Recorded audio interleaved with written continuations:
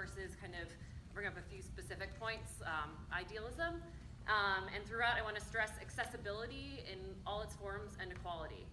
And I'll send my notes as well with kind of the extra nitpicky stuff. I'm an arts educator in the education section. I don't just want to emphasize STEAM. I want to emphasize STEAM, not just STEM. So get the arts in there as an essential part of Massachusetts curriculum. I know there's some bills out there, but I think they should be part of our platform.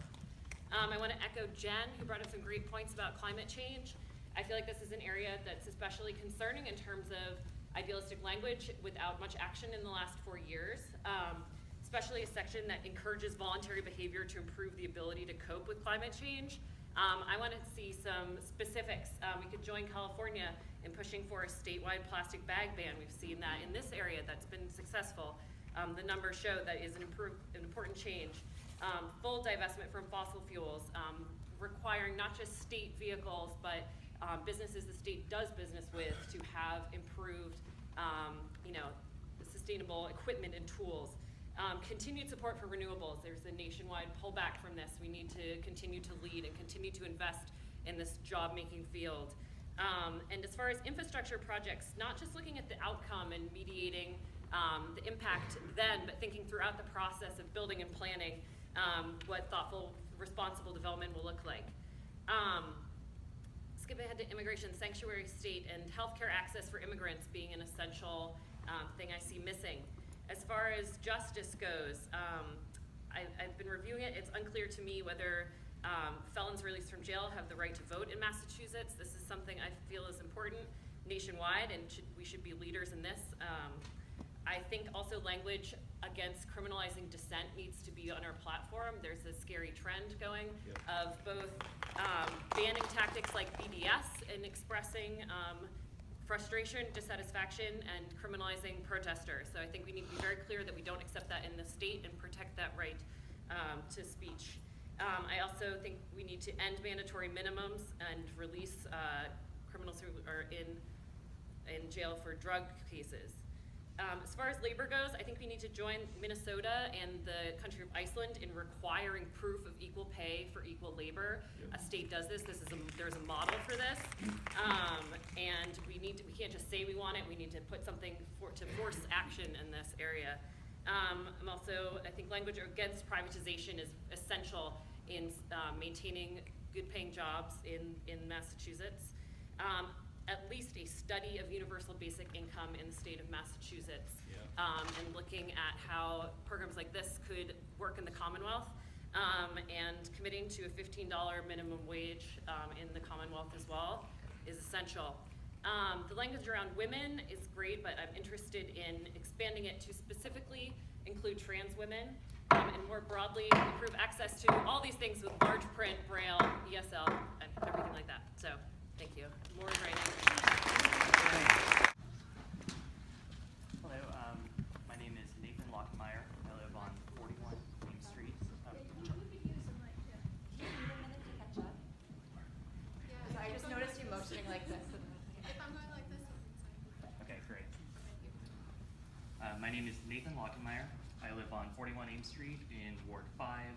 I've been a member of the city committee for over a year now, and I've been really excited to be a part of the local political process.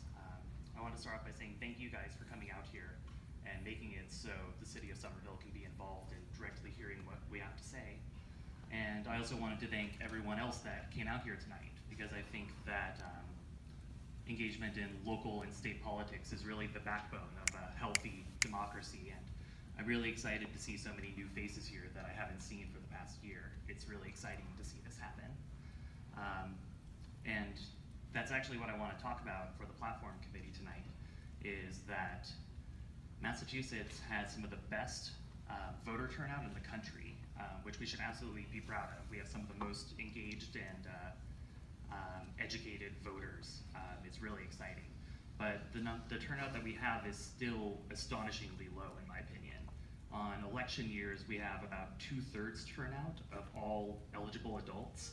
On midterms and primaries, it's about 1/3, which is just, in my opinion, absolutely embarrassing. That we need to do everything we can to have as many people involved in the process as we can.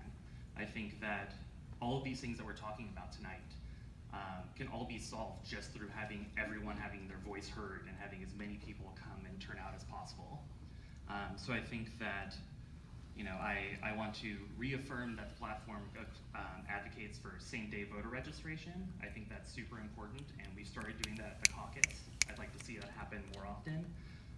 And I'd also like to see us I believe it would be the first state to have a state holiday on election day, to really just make it as easy as possible for people to vote. It really shouldn't be as hard as it is. Though like I said, we're doing good. I just want to see us do better.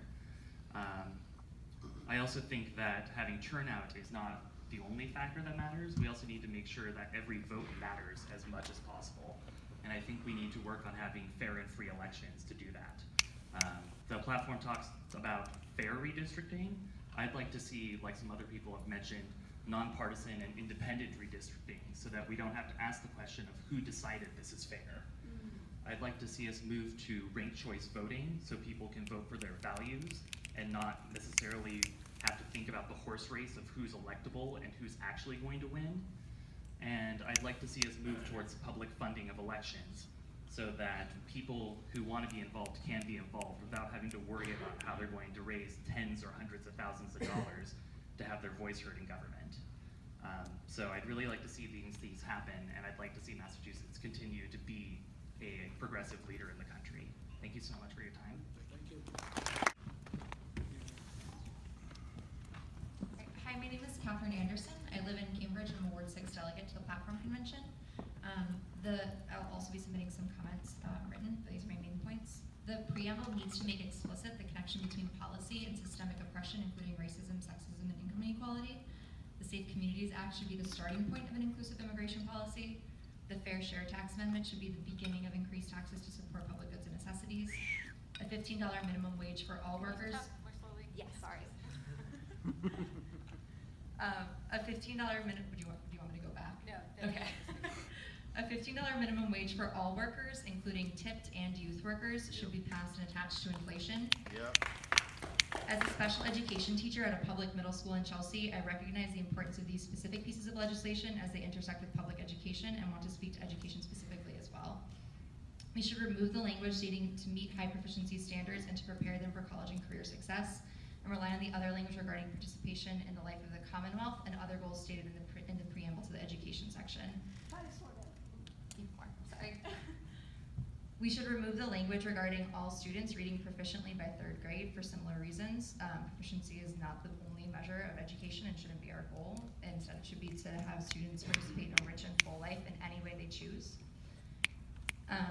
We should also delineate how we will close the opportunity gaps for populations that they list out, in special education students, low-income students, etc., and explicitly say it as an opportunity gap rather than achievement gap. Massachusetts ranks often first in achievement, but we also rank very high in disparity for education achievement. This is also where we should draw explicit connections to the importance of Medicare for all, a raised minimum wage, and other just social policies to education. I know that having glasses and food every night would certainly change how my students can engage with their coursework. When we mention adequate funding for special education, we should explicitly state the need to change both the foundation and Chapter 70 low-income budget formulas. Especially as IDEA formulas are outpaced by inflation, we will need increased state support for our students, both for special education and students in general. Additionally, we should explore a universal basic income as a form of high school dropout prevention.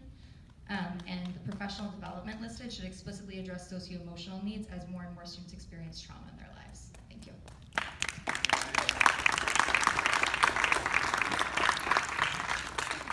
Thank you. My name is Richard Esteban Martin. I'm sorry. Excuse me? Please stop. I need to catch up. Okay. Sorry. Oh. Say when. Yep.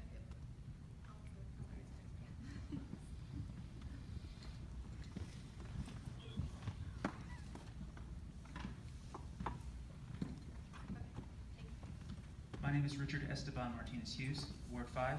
I live on 74 Elm Street.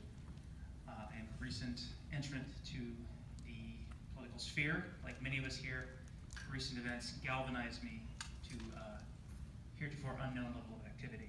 I have 4 main areas I'm going to discuss briefly. It should be more manageable. First, healthcare finance reform is going to be important for a couple of reasons.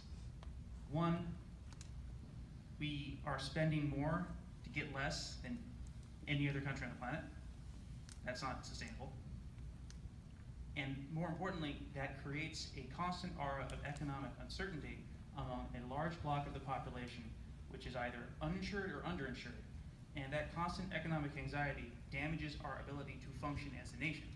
Because as we've learned, when our people are constantly afraid that their lives are going to be destroyed at random by something outside their control, they make peculiar decisions.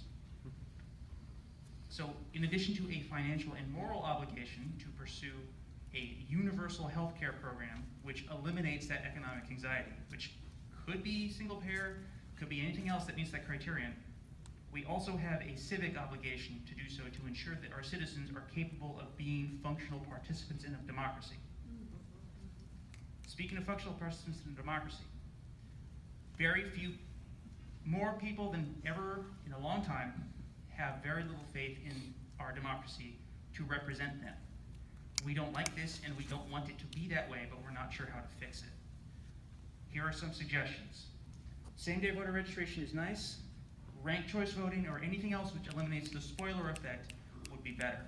And it should come into play internally to the party. Like, even if we can't do it at a state level, we have no excuse not to have ranked choice voting in our primaries immediately. We can just do that. We should. Yeah. It doesn't have to be ranked choice voting. It could be approval voting. Anything that eliminates the spoiler effect and frees people from having to vote strategically would improve their ability to participate in our democracy, especially in Massachusetts, where, let's be real, this place belongs to the Democratic Party. If we fix our internal processes, we basically fix most of Massachusetts' systems. Ecological concerns. I don't want my cousins to die when I am in my late 40s because of ecological catastrophes which are being brought on by industrial growth right now. Yep.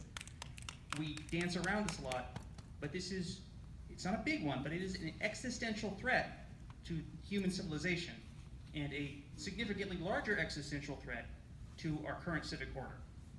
But we all treat it like it's just sort of a small problem, a moral problem, a matter of purity.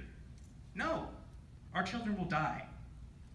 We don't want that. We need to acknowledge the gravity of the danger in our platform and encourage our representatives to act appropriately.